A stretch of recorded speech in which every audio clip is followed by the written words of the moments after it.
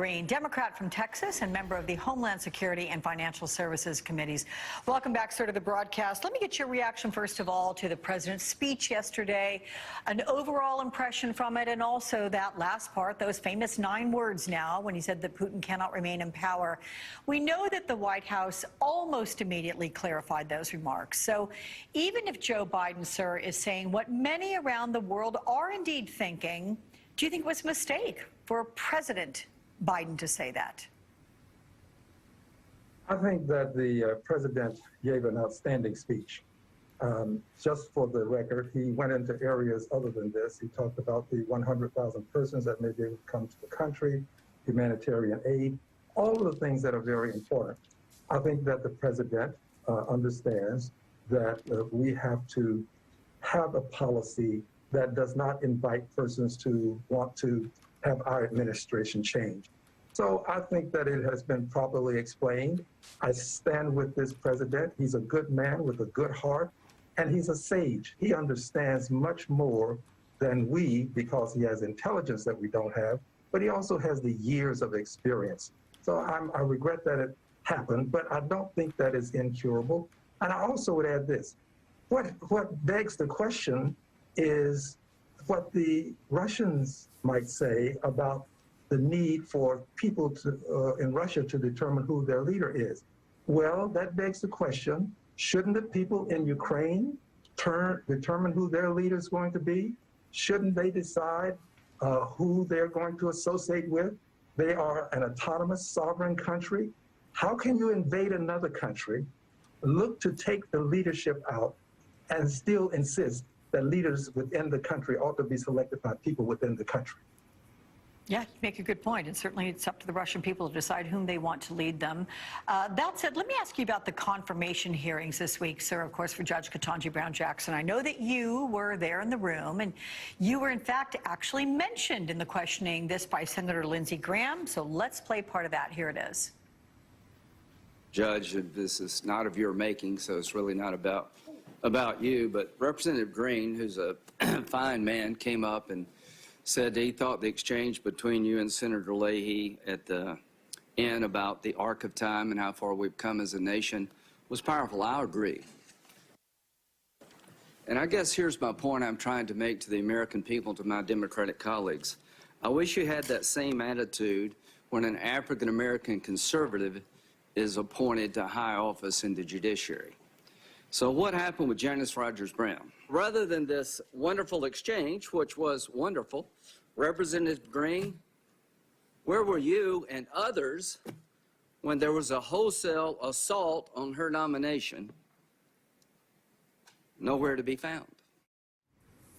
Well, now is your time to respond, should you care to, sir, and also your overall reaction to your Republican colleagues and the way they questioned Judge Jackson. Well, thank you for the opportunity. I'd like to compliment Senator Graham. He said, I'm a fine man. I think he's a fine man. And I think that he has made a point that I'd like to focus on. Where was I when Janice Rogers Brown, judge, I might add, was being considered? Well, I wasn't there to make decisions about her. As a matter of fact, she was never nominated to the Supreme Court. And he seems to make the point that she was a suitable candidate for the Supreme Court. But what he escapes is, and avoids is, eschews is, that she was not the only Black woman that could have been nominated by Republicans. Donald Trump, president, was in office, and he nominated 3 candidates to the Supreme Court. Not one of them was a Black woman. Ample opportunity was there. So, my dear friend, whom I have a great deal of respect for, where were you when President Trump was nominating persons other than a Black woman? What did you do to get a Black woman's name into the mix? That's my question. Now, in terms of the overall behavior, I thought some of it was across the line. Some of the questions about religion, the way some of the questions were presented to her without giving her an opportunity to respond. And I have to commend the chair of the committee for his efforts to try to prevent her from being disrespected. He did try. But unfortunately, senators have a great deal of latitude in terms of how they question persons, and it went on. But I do hope that we can conduct some of these future hearings with a greater degree of dignity and respect. Finally, I'd say this: if not her, who? Harvard twice, undergrad, JD, Harvard lawyer, cum laude. If not her, who? Harvard Law Review. If not her, who?